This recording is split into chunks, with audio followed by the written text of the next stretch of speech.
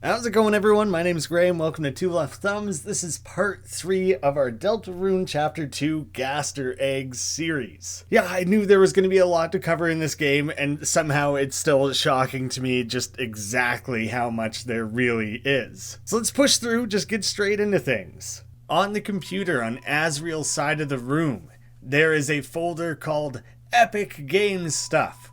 It's a poorly drawn design for a game.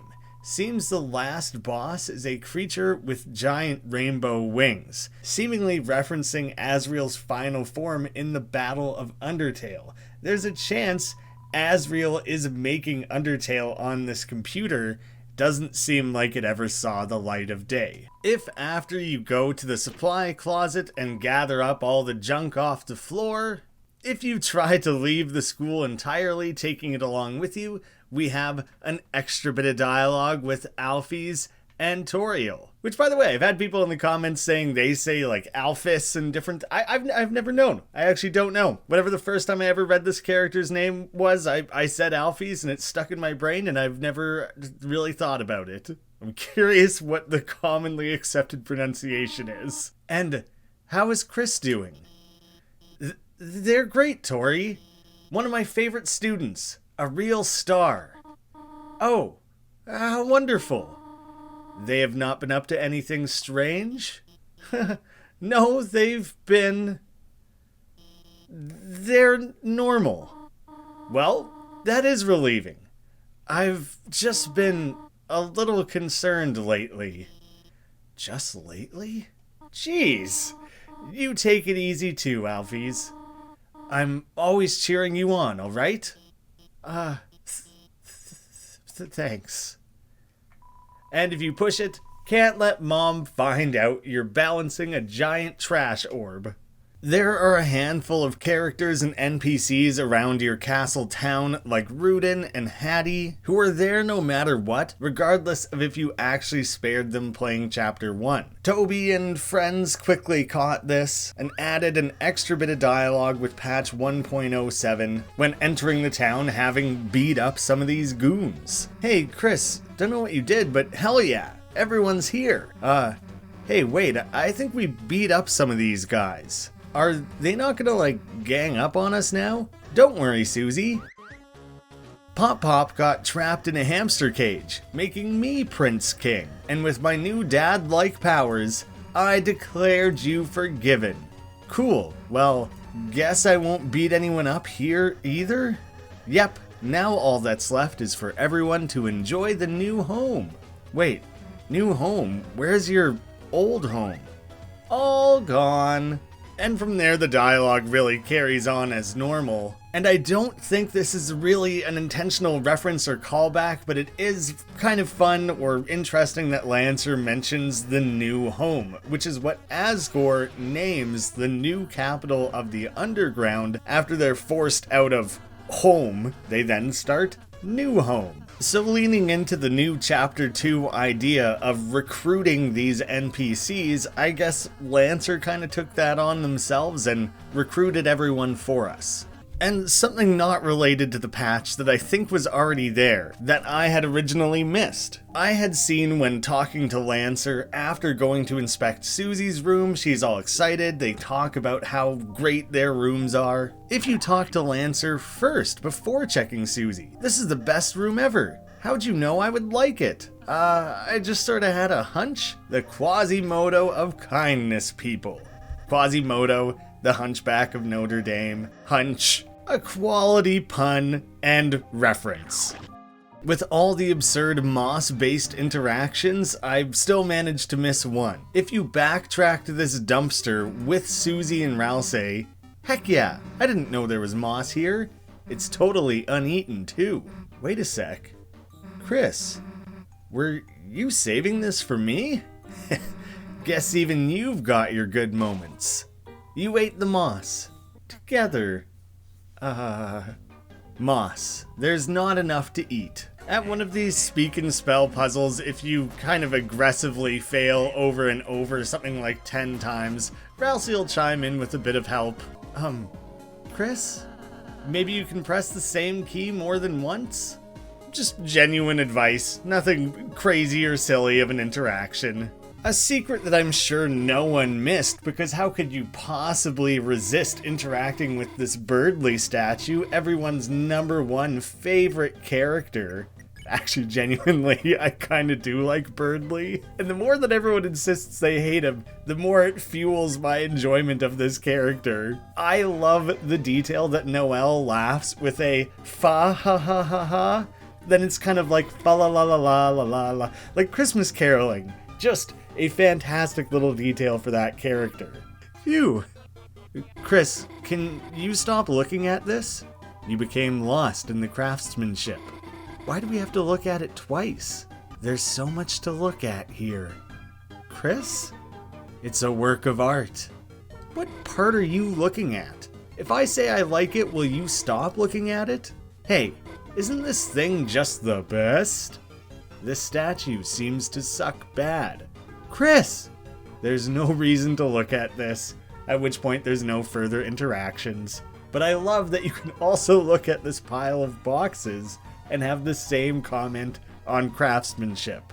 Apparently Chris is like the most easily impressed character out there. Speaking of being easily impressed, here's something that should impress anybody. Dead Estate is releasing October 19th. It is less than 2 weeks away. It is a top-down roguelike shooter with horror themes and influences. We're also running an art contest over on Newgrounds. There are plenty of cash prizes to be won, as well as free copies of the game. I'll have links down below. Definitely check that out. Think about participating. It should be a lot of fun. Just an exciting way to give back to you guys, create this community involvement. I just really like art contests. We're working on putting a revised demo up so you can have a thorough free look at the game ahead of release. If you wishlist and follow the game, you'll see the Steam update as soon as that's available. So you know what, knowing this is kind of the last hurrah before release, if you haven't wishlisted it yet, now's the time to do so. If you wishlisted it like months ago, I'm sorry you have to hear these plugs over and over. I'm targeting the people who, you know, maybe are clicking on this as their first ever video. It's so much appreciated, we're so excited. Who knows what's gonna happen there, it's crazy. Let's get back to Easter eggs. Talking to this blue ad agent, welcome to Cyber Shoes 2, free samples, would you like one? You can choose to not take, although this doesn't stop you from eventually taking. I don't really do shoes, at least not unless they're custom made. Which, yeah, I guess with hooves that would be difficult. If you choose to take, then you actually get a small sample of a shoe impaled on a toothpick. When you hop in the car with Queen, usually you just plow your way through every single car, knocking them around. If you hold left and right at the same time, your car kind of vibrates and you get this force field, I guess, in front of it. This doesn't really work on a gamepad because the D-pad just doesn't really work, and the other cars just kind of bounce out of the way. You can pile up all these cars, none of them get damaged. It's just, I don't know, nicer to go about it this way. We even have our tiny little car friend here, and all of this builds towards a larger payoff at the very end of the game. At the end of the game, over in the castle town, next to the big door, we have this tiny, cute little baby car wandering around. You can interact, get some little squeaks, honks, barks, whatever you want to call them. It's not the only time in game you can interact with these cars and get some kind of strange sound effects out of them. There's no real acknowledgement of you bouncing these cars around. Apparently, perfectly normal to just do this or run into them either way. I love that the Queen acknowledges that this traffic jam is likely due to a dog. Again, I guess this is the annoying dog driving around in their little toy car. And I love the pun that the Queen suggests that Chris be a deer and go and press the light when we literally have a deer sitting next to us in the back seat. There's a lot to like about this scene. This gag with the Queen trying to get Chris to get the banana comes up at 2 different points in the game. It's seemingly quite random, although it does lean into themes of this chapter of control, seen most prominently through that Snowgrave route. Stop everything! Chris, get the banana! Potassium! But if you do instead swerve wide around it, Chris, you are going to get sick. Chris, get the banana. Chris isn't gonna do what you say. That's okay, Chris. It's good for you. We veer wide away from the banana. Fools, I wanted you to avoid it. Now you will become potassium deficient. It seems like such a weird gag, but Night Margin, the creator of One Shot, actually commented on this over on Twitter. Seemingly, they were suspicious that this had been a reference back in Chapter 1, with some of these goopy faces on the wall. But now with Potassium, it seemingly confirms that Toby is a fan of the Yuminiki fan game .flow. The two in combination create this very overt reference. I'm not really aware of that game myself, or how specifically it ties in, but if you look it up, there's potassium memes everywhere. It's a weird oddity in this game, but also a deep reference to an indie fan game. It makes sense that Lancer would love ditches. Being a spade, he seemingly just loves to dig all the time. His room is filled with all these random holes he recreationally dug. And yeah, ditch is just a big long hole. Lancer actually seemingly uses the stool form once more, although without the big explosion and flash of light when he goes stomping across the keyboard. He requests 999 shovels. And continues a gag from Chapter 1 where Lancer seemingly never bothered to learn Chris's name. If you return back to your room after, it is overflowing with shovels, and you don't have anything to dig through them with. Wah, wah. That's my no shovels for these shovels sound effect, I guess. Inside Susie's room within the mansion, we have a lone egg. It's a painted egg. It's warm. From search query, can hard-boiled eggs hatch? I believe myself and this series just kind of bear a burden of needing to point out all egg-related things. There's also Birdly and Caddy's room. Jockington also seems to be stashed away. And the last room is Asriel's. If you say no to peeking inside, you have the feeling you wouldn't learn anything. If you instead say yes, you open the door with your eyes closed. You saw nothing. Which, yeah, obvs, Chris. That's how eyes work. Did you enjoy your room? There was a mint under the electric cage. Don't make a mistake. This is not a hotel. This mansion used to be a luxurious home for upper-class citizens. Your room? It belonged to a prestigious big shot. Sadly, his name has been erased from our records. Hyperlink blocked, perhaps? Redacted, even? And if you try to peek in Asriel's room... Chris, whose room is this? Huh? Your brother? Man, you better hope I never meet him. Lancer wishes that Rules card was here to help with the puzzle, comparing him to Pagliacci. Susie comments that, is this because he's some sort of genius? But it is instead no, that he is very like a sad clown. This is a reference to Pagliacci, the famous Italian opera that is about a sad clown. Without attaching a specific theory to it, this is just kind of interesting considering we specifically have a sad clown character in this series. Hurry up, Lancer's getting pale. But I like pails. Seemingly a reference to the pail he wanted to use in Chapter 1 to fill up with our blood. When you solve the puzzle using Susie's suggestion, you're cheating.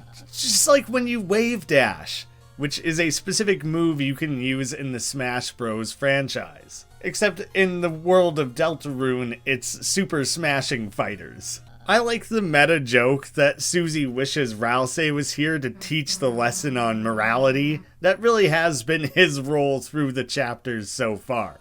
When Lancer is turned into a statue, if you push him all the way to the left, right up to the table, he will rotate, pull up a seat, a plate of spaghetti drops out of the sky, as well as a bib. He seems to be well taken care of. When inquiring about their outfit, a monochrome look, black suit, colored glasses, many people have failed to imitate this look, some even going so far as to attempt to impersonate me in order to get the, oh, never mind, macaron? Seemingly maybe Spamton was imitating this guy's look in order to get we don't know what. When we enter the room with the pottery, wipe your shoes, have fun, respect the pottery.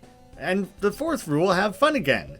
5 list entry duplication error. If we choose to skip around the pottery, all of it, and actually don't break any, as fun as it may be, a pot is dropped on our head at the very end, which we can attempt to balance and usher out of this room the whole way. If you backtrack to this room without having broken pots along the way on the ground, it's okay if you dropped the pot off of your head. That doesn't count as breaking one pot. You will still get this ridiculous sequence. It'll now be filled with pots, and Susie makes a point of going around and smashing every single one of them on her own, just for fun. Why wouldn't you? Seems like she's having an absolute blast. And then you can't even ask her about it. The further back you go, the more pots there are, and she just goes to town. You can help her out. Destroy every possible pot. Take that, Queen. And back to the original room with its lone pot. When you leave and come back, all the pots are back, and Susie will start crushing them all over again. It is possible to make it through this entire obstacle course with the pot balanced on your head. You kind of have to let it over tip to one side and then compensate it through your movement. A little bit of caution, it can be done relatively easily, but there is actually no real winning here. After you cross the line, hey, not bad, Chris, with a little punch on the arm, knocking the pot over. Susie just beefs it, which is hilarious. And yeah, you get attacked. No matter what, you will always break one pot. If you head back to the room with the portraits, this task cat is running around, and the swatchling butler is chasing it, continually sweeping up its paw prints. After the sequence where the annoying dog crashes us into the wall, off to the right, we have the Supreme Table. You won't be able to use this without the Throne of the Gods, but in the top right-hand corner, we also have a little gerbil watering unit. Something we had already seen in the King's Cage in the Dark World, when the king asks you if you've come to humiliate him. Hell yeah. Eat it, old man. Hey, why the hell does he get a giant water thing? Jealous, are you? Then gaze in envy, whelps, as I suckle from this giant hamster bottle. Feel despair. Never mind.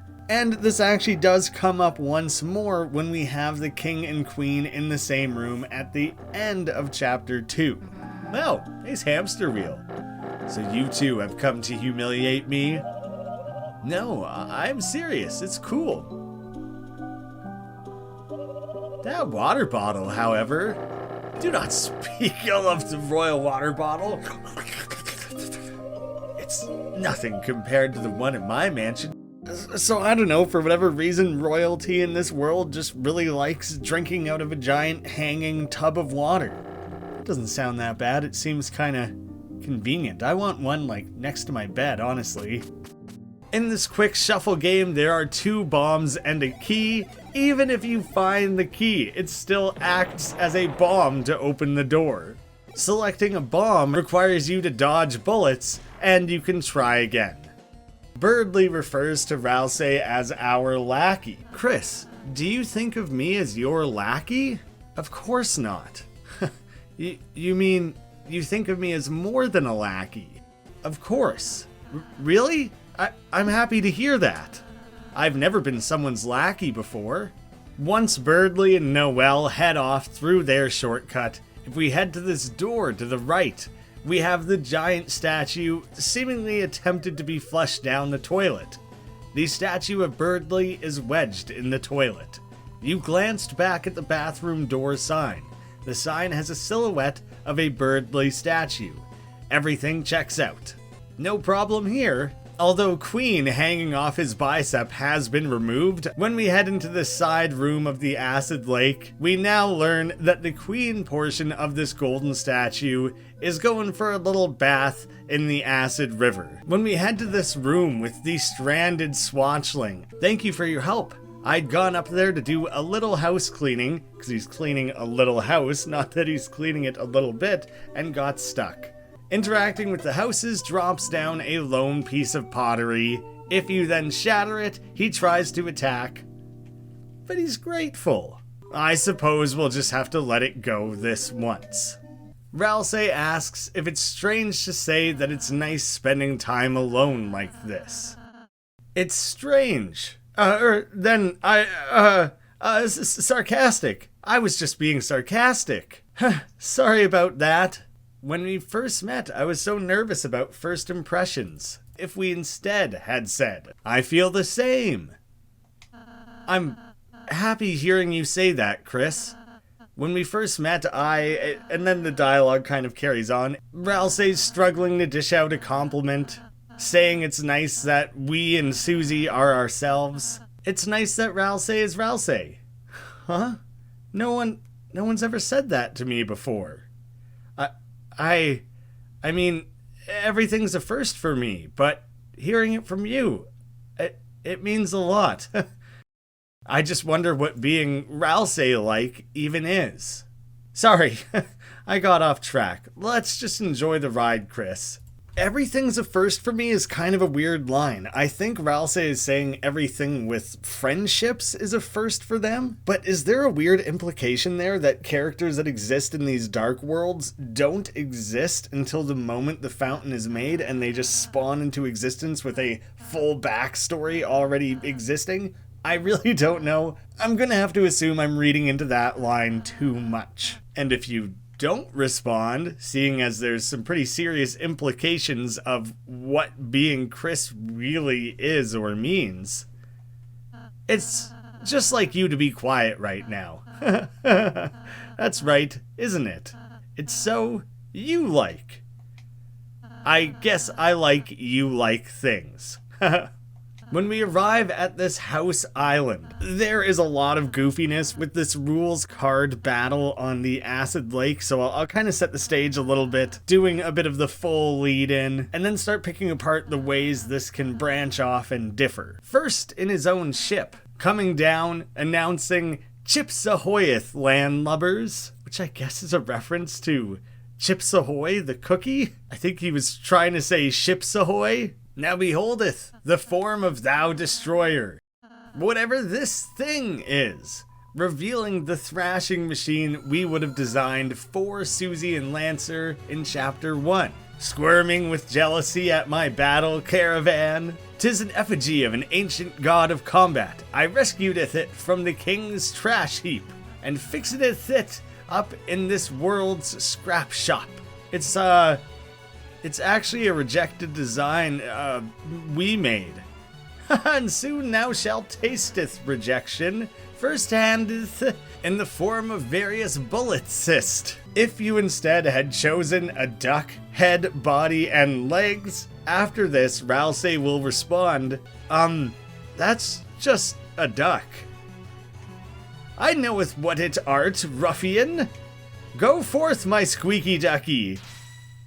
The thrash machine reluctantly fights you. It recognizes its master, perhaps. When Rules attacks us in this battle, he throws these boxes at us, ones that we specifically saw him use in Chapter 1. But they do reappear in this chapter, it just takes a little bit of searching. If you backtrack to the first mouse puzzle, there's maybe something a little familiar. An invasive species of puzzle has taken over the room. Again, backtracking to the second mouse puzzle, we have a lineup of blocks. An invasive species of puzzle has taken over the room. Shows that he was kind of running around in this cyber world while we had our own adventure going on, before meeting back up with him here. Apparently he just feels the need to fiddle with other people's puzzles, I guess. It's a fun detail. Apparently it's incredibly common to draw in this little puzzle battle against Rules card. On stream, I very accidentally won because I cornered all of his houses and stopped his ability to expand. He can't take houses diagonally. So if you just angle off towards him very quickly, rest for a turn to build up 4 house placements, you can dominate the board really aggressively and trap him in his corner, finishing the battle quite suddenly with you as the victor. There are different bits of dialogue depending on the end result. It seemseth the game hath been overed if we lost. And lo, I haveth the most real estate. Finally, I've won! How doth it feeleth, worms, to be bestedeth by the best, to be laid low by the Duke of Puzzles?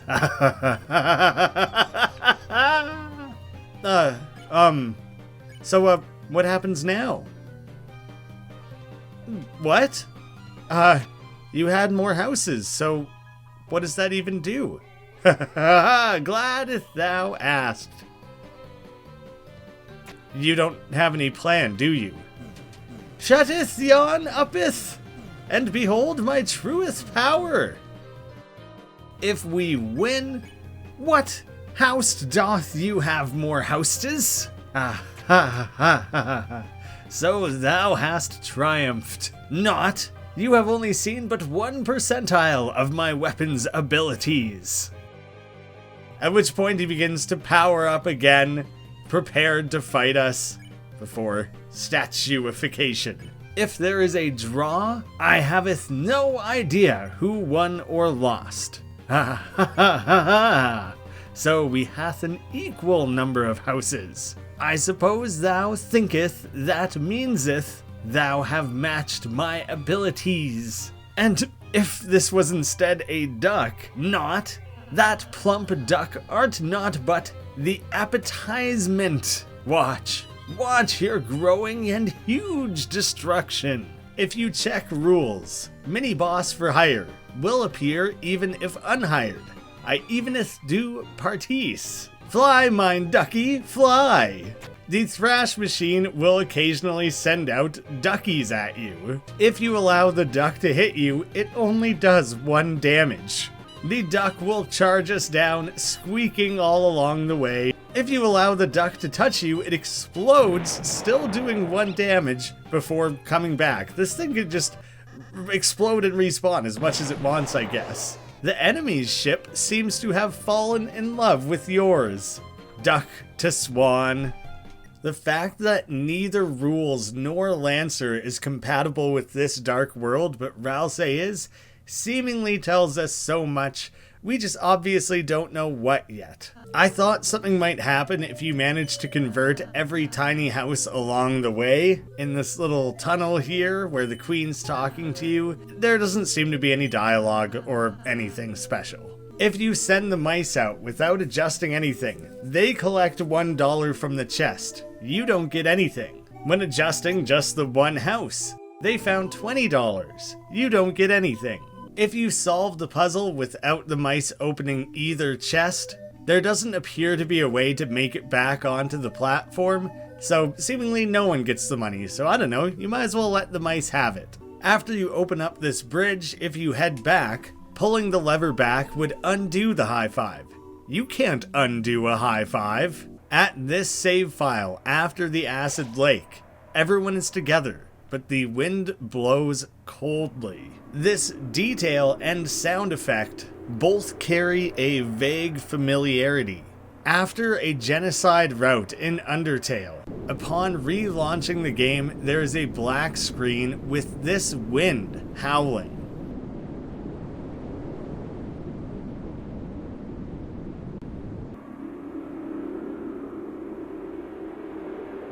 It might not be the exact same sound file, and I think that one was referred to as the Black Wind, but I can't help but think of it.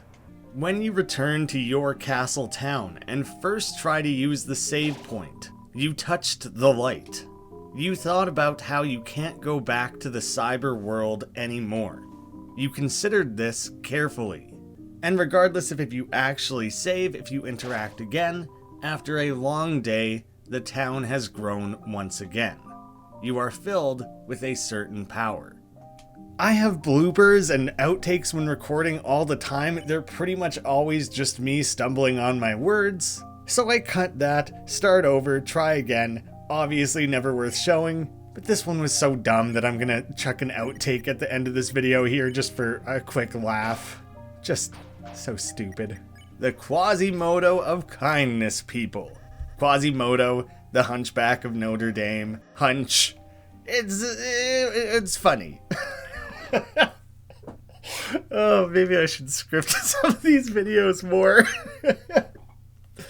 Just like, I couldn't have had less to say on it other than it is a reference. As I kind of predicted, there is more to talk about. I haven't even dealt with the Queen's fight or most of the stuff happening back at the castle town, plus just random things that I would have missed along the way. So easily there will be a part 4, but I'm easing back into my regular schedule where I'm uploading once a week. I desperately just kind of need some downtime to focus on some other things. Dead Estate launches in 2 weeks. I really have to put a lot of attention and focus into that for a while. So don't forget to go wishlist that. I'm sure you guys will be relieved to hear the end of it soon. Keep throwing out your suggestions of things I've maybe missed in these 3 episodes. You know, hopefully I can fold it into the 4th, and we'll see where things go from there. Thank you all so much for watching. Thank you to patrons of the channel for their additional support, and I hope to see you all again soon.